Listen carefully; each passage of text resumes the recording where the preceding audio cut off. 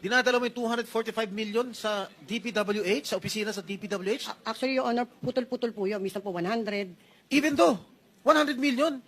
Yes, Your Honor. Ano yun? Ilang maleta yun? Nasa- Saan mo nilalagay 100 million? Nasa box po, Your Honor. Isang balikbayan box? Hindi magkakasya yun. Hindi po, marami pong boxes po, Your Honor.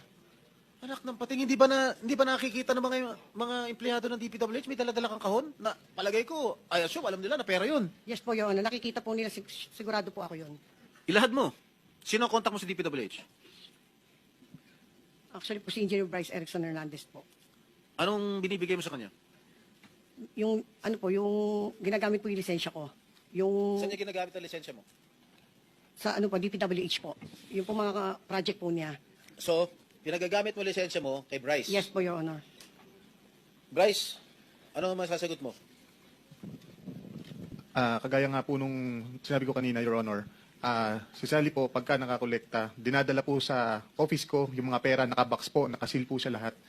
Hindi ko po ginagalaw dun yon at pinakukuha po ni boss sa opisina ko. Sino si boss? Boss Henry Alcantara po. Magkano binibigay mo, Miss Sally? Your Honor, marami po. Minsan po 245 million. In cash? Yes, Your Honor. Dinadala mo yung 245 million